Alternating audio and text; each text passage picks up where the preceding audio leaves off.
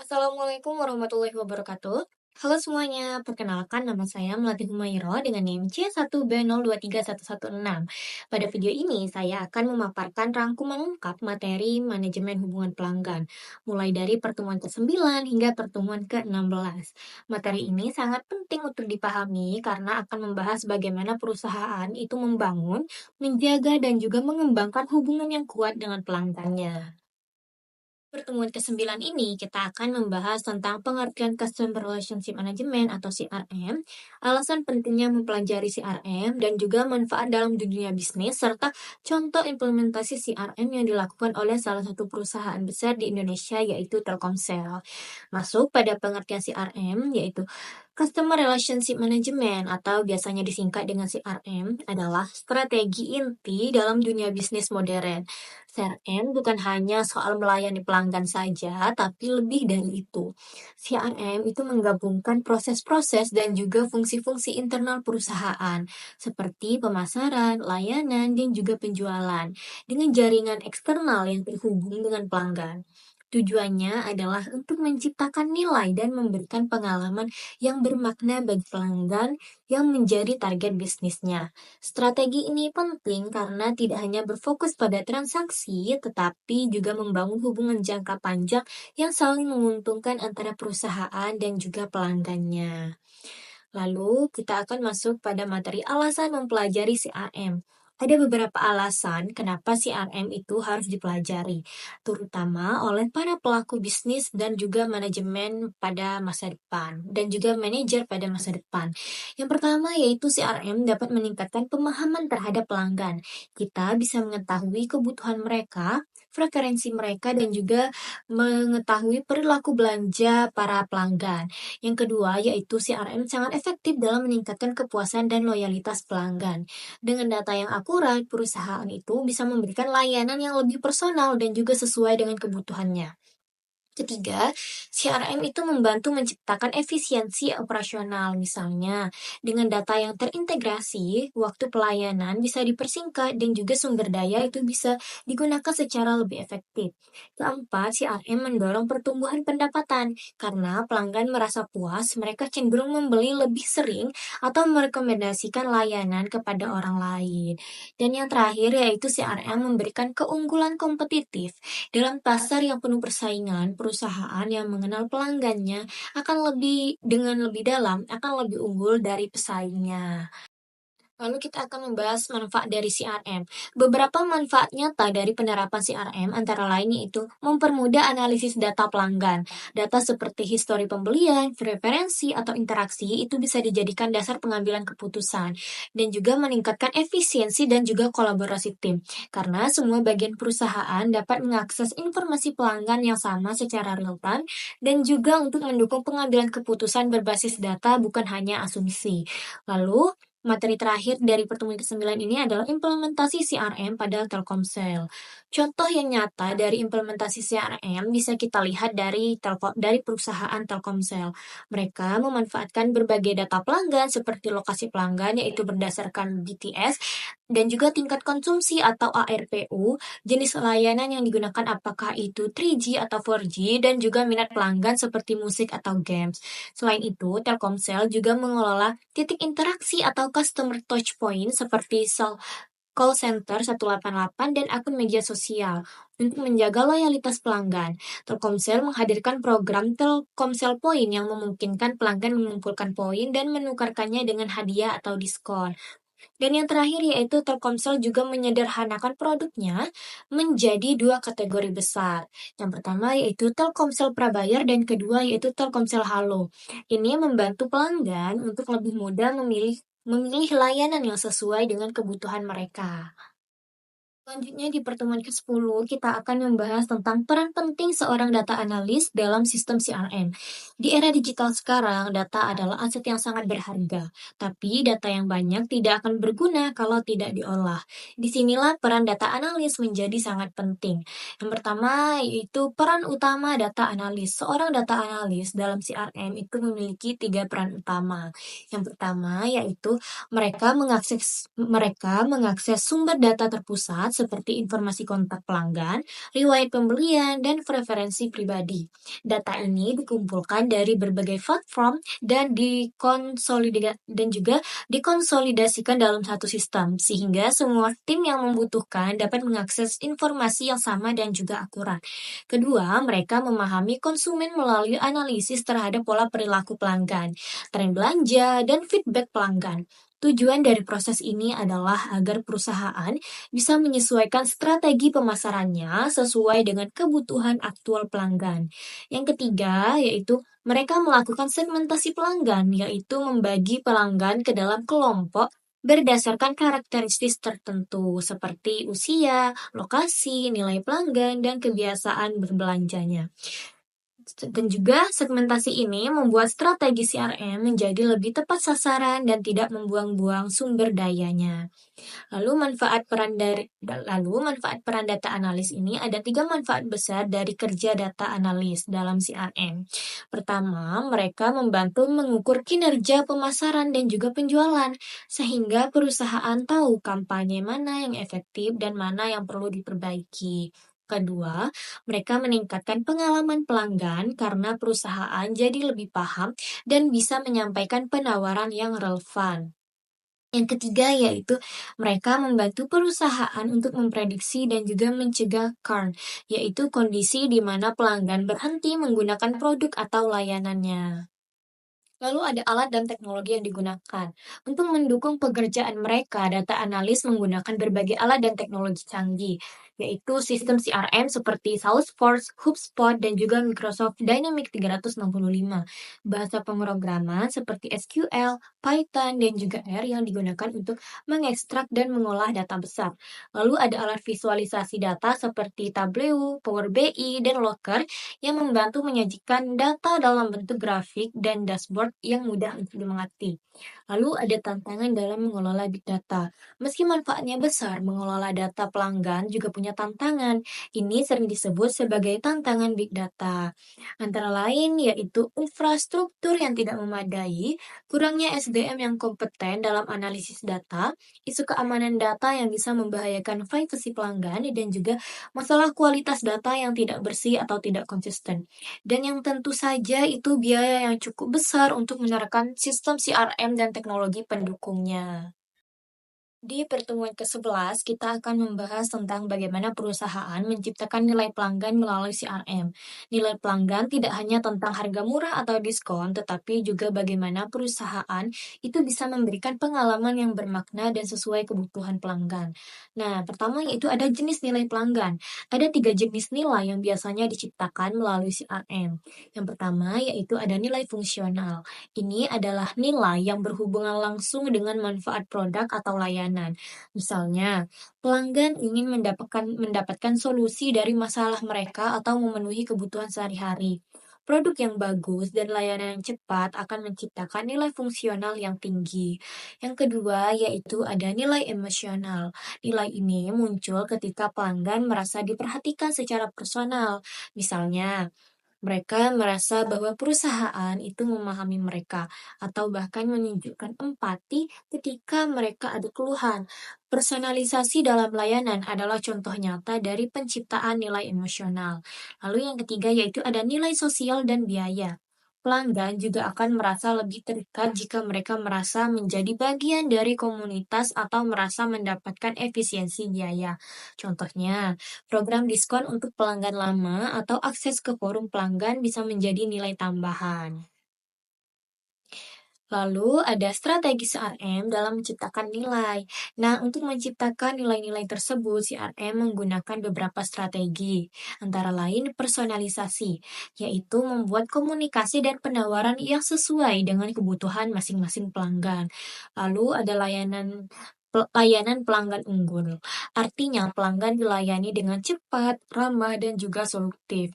Lalu ada pemasaran yang tertarget, ketika yaitu hanya mengirimkan promosi atau informasi kepada pelanggan yang memang membutuhkan. Lalu ada program loyalitas dan pengalaman pelanggan yang bertujuan menjaga keterikatan jangka panjang. Lalu materi berikutnya adalah penerapan CRM di berbagai sektor. Nah, strategi CRM itu digunakan di berbagai industri. Yang pertama yaitu ada di industri e-commerce, di mana menggunakan data untuk memberikan rekomendasi produk yang sesuai dengan minat penggunaan serta promosi yang ditargetkan. Lalu ada industri telekomunikasi, yaitu menyesuaikan paket layanan sesuai kebutuhan pelanggan dan memberikan layanan yang cepat. Lalu ada industri perbankan, yaitu menawarkan produk keuangan personal dan menyediakan layanan di banyak saluran atau multi-channel. Lalu ada di manufaktur, yaitu mengelola hubungan dengan klien B2B agar tetap solid dan berkelanjutan. Lalu terakhir yaitu ada kesehatan, yaitu untuk mengingatkan jadwal konsultasi dan membangun hubungan personal antara pasien dan juga dokter. Di pertemuan ke-12 dari mata kuliah Manajemen Hubungan Pelanggan, kali ini kita akan membahas topik yang sangat menarik dan juga sangat relevan di era digital seperti sekarang ini, yaitu penerapan Artificial Intelligence atau AI dalam CRM. Nah, masuk pada penerapan AI dalam CRM, AI dalam CRM bukan hanya sekedar teknologi yang pintar, tapi juga alat yang dapat mengubah secara menyeluruh bagaimana perusahaan berinteraksi dengan pelanggannya. Dengan AI, CRM menjadi jauh lebih efisien, responsif, dan juga cerdas. Yang pertama yaitu AI dapat mentransformasi hubungan pelanggan. Artinya, interaksi antara perusahaan dan pelanggan menjadi lebih personal, lebih cepat, dan lebih relevan dengan kebutuhan mereka. Misalnya, pelanggan tidak lagi harus menunggu lama untuk mendapatkan jawaban. Karena chatbot bisa langsung memberikan solusi secara otomatis. Yang kedua yaitu otomatisasi tugas adalah keunggulan besar dari AI. Banyak pekerjaan berulang seperti menjawab pertanyaan umum, mengirimkan email konfirmasi, hingga memberi notifikasi bisa dilakukan oleh sistem otomatis, sehingga staf manusia bisa fokus pada tugas yang lebih strategis. Yang ketiga yaitu AI juga meningkatkan pemahaman terhadap pelanggan. Dengan menganalisis data perilaku, preferensi dan juga histori pembelian, AI bisa membantu perusahaan mengetahui apa yang disukai dan dibutuhkan pelanggan, bahkan sebelum mereka mengatakannya. Lalu yang keempat ada AI memperbaiki kualitas interaksi dengan pelanggan. Teknologi ini mampu mengenali emosi, sentimen, dan bahkan bahasa tubuh dalam interaksi digital. Jadi responnya bisa disesuaikan dengan situasi pelanggan. Dan yang terakhir yaitu AI berkontribusi pada peningkatan efisiensi tim. Tim pemasaran, penjualan, dan layanan pelanggan dapat bekerja dengan lebih cepat, terkoordinasi, dan juga akurat karena semua sistem terintegrasi secara otomatis. Nah, ini ada contoh penerapan AI. Beberapa contoh konkret dari penggunaan AI itu dalam CRM meliputi chatbot untuk layanan pelanggan. Bot seperti ini mampu menjawab ratusan pertanyaan pelanggan sekaligus tanpa harus membuat mereka menunggu. Lalu ada rekomendasi produk. AI menganalisis kebiasaan pembelian pelanggan, lalu menyarankan produk yang kemungkinan besar mereka butuhkan atau mereka minati. Lalu ada analisis sentimen di media sosial. Dengan natural language processing, AI bisa membaca dan juga memahami opini pelanggan di Twitter, Instagram, maupun Facebook. Lalu yang terakhir yaitu prediksi churn. AI bisa mengidentifikasi tanda-tanda bahwa pelanggan mungkin akan berhenti menggunakan layanannya. Lalu ada manfaat AI dalam CRM. Yang pertama yaitu kepuasan pelanggan meningkat karena mereka merasa dipahami dan juga dilayani secara cepat serta personal. Yang kedua yaitu loyalitas pelanggan tumbuh karena mereka merasakan pengalaman yang konsisten dan juga menyenangkan. Yang ketiga yaitu ada efisiensi operasional meningkat drastis karena banyak proses manual yang bisa diotomatisasi. Yang keempat yaitu pendapatan perusahaan juga bisa meningkat karena pelanggan yang puas lebih cenderung melakukan pembelian ulang atau merekomendasikan perusahaan ini ke orang lain. Lalu masuk kepada faktor keberhasilan penerapan AI. Untuk memastikan AI bisa benar-benar memberikan manfaat maksimal, ada beberapa faktor penting yang perlu dipertimbangkan. Yang pertama yaitu ada kualitas data. AI hanya sebagai AI hanya sebaik data yang dimilikinya. Data yang tidak akurat atau tidak lengkap bisa membuat prediksi menjadi salah. Yang kedua yaitu ada integrasi sistem. Sistem AI harus bisa terhubung dengan sistem lain seperti CRM tradisional, database pelanggan, dan juga alat pemasaran. Yang ketiga yaitu ada pelatihan karyawan. Agar teknologi ini benar-benar bisa berhasil, karyawan juga harus dibekali pengetahuan dan keterampilan untuk menggunakan serta serta berkolaborasi dengan AI. Lalu, evaluasi berkelanjutan. Teknologi harus terus dipantau dan diperbaiki. Apa yang bekerja hari ini itu belum tentu efektif di masa depan. Nah, di pertemuan ke-13 ini kita akan membahas tentang peran yang tidak kalah penting, yaitu peran customer service dalam sistem CRM. Nah, meskipun sekarang banyak teknologi canggih seperti AI, tetapi customer service tetap memiliki tempat yang sangat vital dalam menjembatani hubungan emosional antara pelanggan dan juga perusahaan.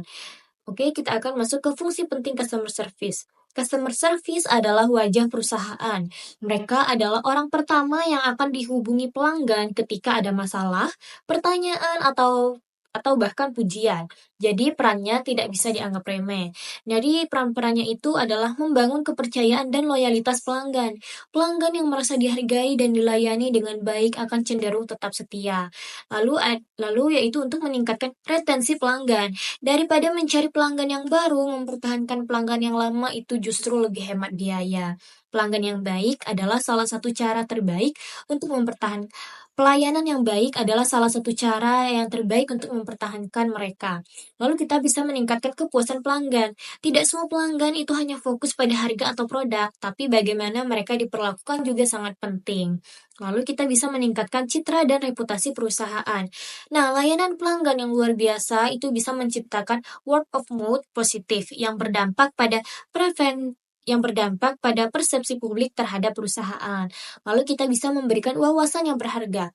Melalui customer service, perusahaan itu bisa mendapatkan informasi tentang masalah yang sering muncul, keinginan pelanggan, dan juga tren baru yang bisa jadi masukan penting. Lalu kita juga bisa meningkatkan efisiensi. Ketika customer service mampu menyelesaikan masalah dengan cepat dan juga tepat, maka waktu dan biaya operasional mereka itu juga bisa ditekan. Lalu, mengapa sih peran customer service itu tidak bisa digantikan AI sepenuhnya? Nah, karena interaksi manusia itu memiliki unsur empati, intuisi, dan juga fleksibilitas yang belum bisa ditiru sepenuhnya oleh teknologi. Pelanggan itu tidak hanya mencari jawaban, tapi juga rasa dimengerti dan juga dipedulikan. Oleh karena itu, customer service yang humanis tetap dibutuhkan dalam CRM modern. Kita sampai pada pertemuan ke-14, yaitu manajemen jaringan pelanggan dalam CRM. Ini adalah bagian penting yang menghubungkan seluruh proses CRM menjadi satu kesatuan yang terorganisir, yaitu ada proses Customer Relationship Management. Nah, manajemen jaringan pelanggan itu berfokus pada bagaimana perusahaan mengelola seluruh data dan hubungan yang terbentuk dari waktu ke waktu. Nah, proses ini bisa melibatkan yang pertama yaitu pengumpulan dan sentralisasi data pelanggan.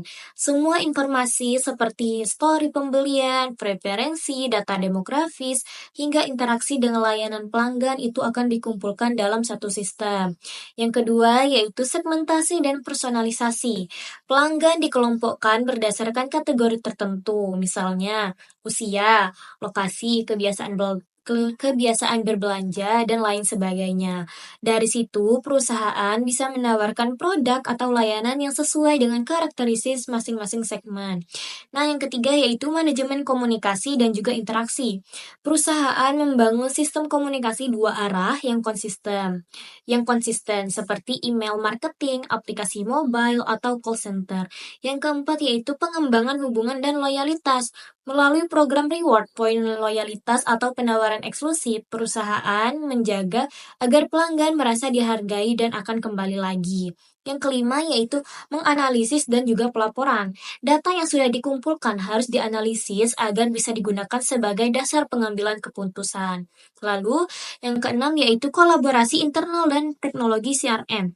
Sistem CRM yang baik harus bisa digunakan oleh berbagai divisi, dari mulai marketing, sales, hingga customer service, agar semua pihak itu punya pemahaman yang sama tentang pelanggan.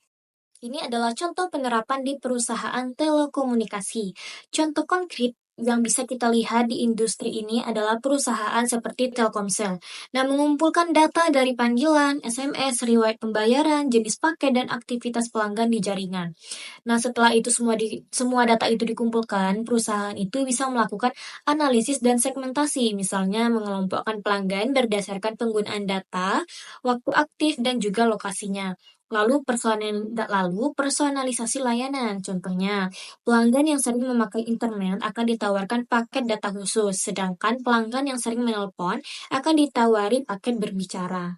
Lalu strategi ini tidak hanya meningkatkan kepuasan pelanggan, tapi juga membantu perusahaan menargetkan promosi dengan lebih efektif dan juga efisien. Pada pertemuan ke-15, materi yang akan dibahas adalah korelasi antara CRM dan SRM. Dalam operasional perusahaan, kita sering mendengar istilah CRM atau Customer Relationship Management. CRM adalah pendekatan terstruktur yang digunakan untuk membangun dan juga memelihara hubungan dengan pelanggan. Di sisi lain, ada juga yang disebut dengan SRM atau Supplier Relationship Management.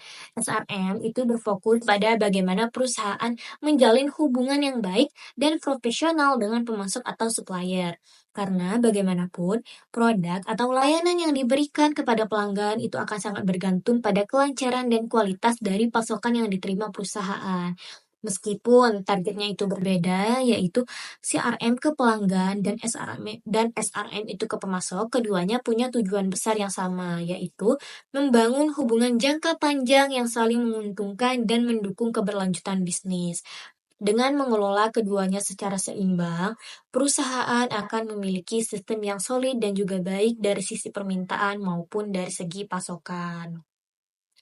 Nah, ini adalah materi tentang persamaan konsep dari CRM dan juga SRM.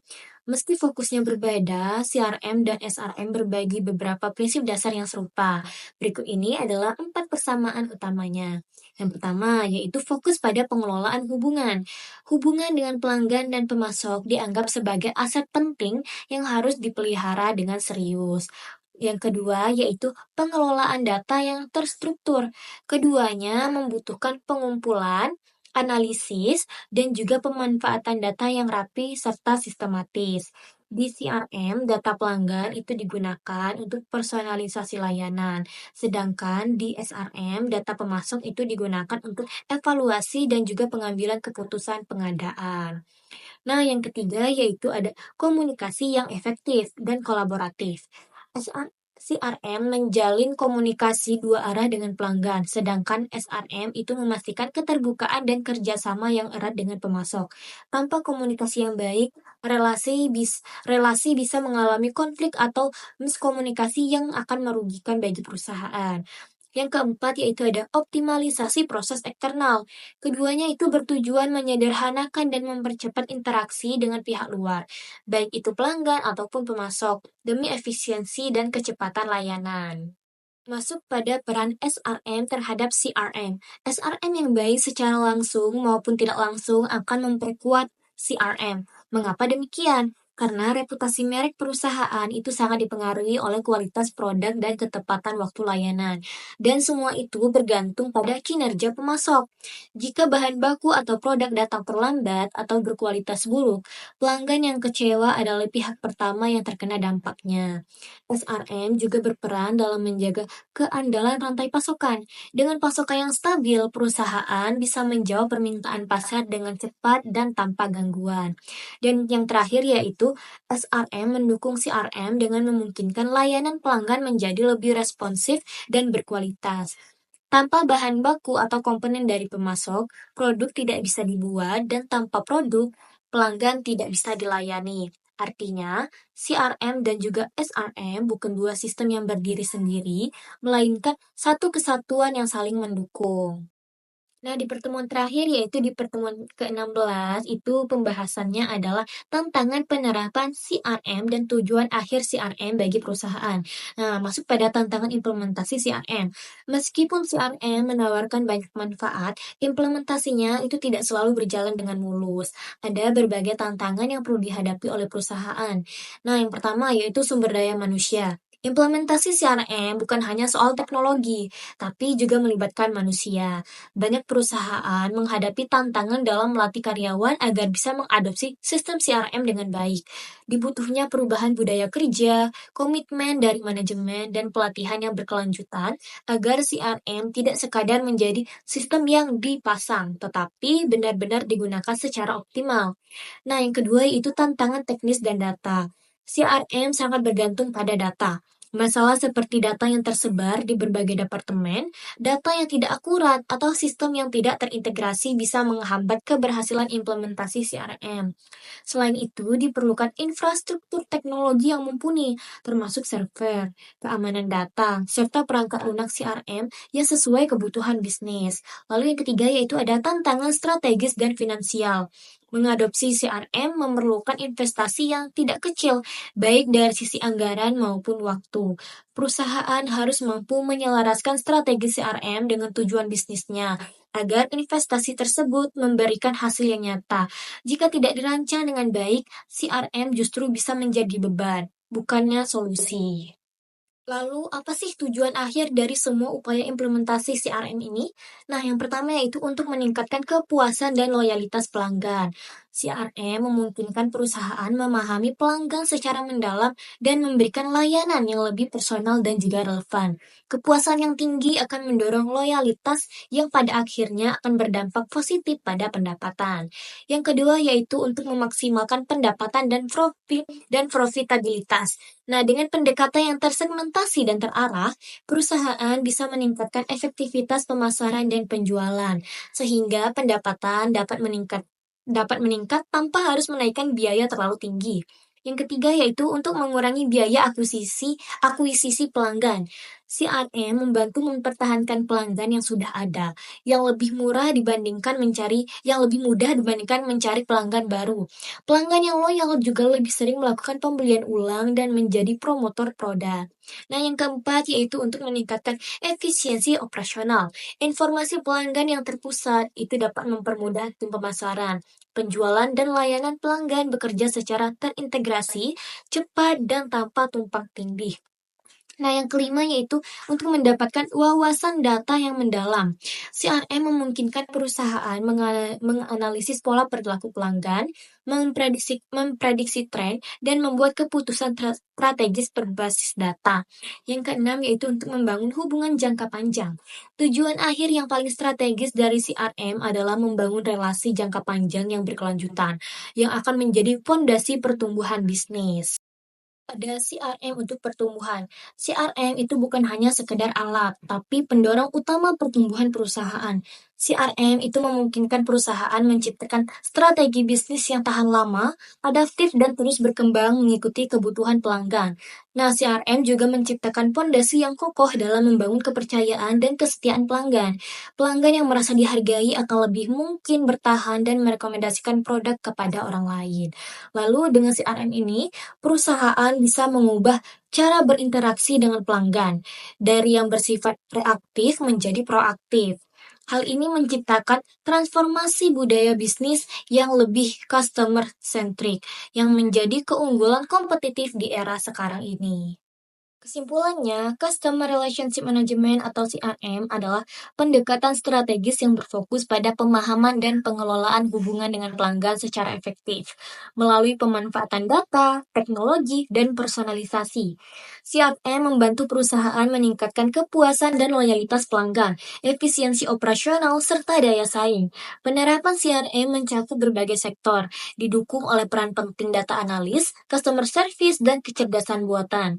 Meskipun menghadapi tantangan seperti teknis, SDM, dan juga biaya, tujuan akhir dari CRM adalah menciptakan hubungan yang berkelanjutan dan juga pertumbuhan bisnis yang konsisten. Demikianlah rangkuman materi mengenai manajemen hubungan pelanggan atau CRM.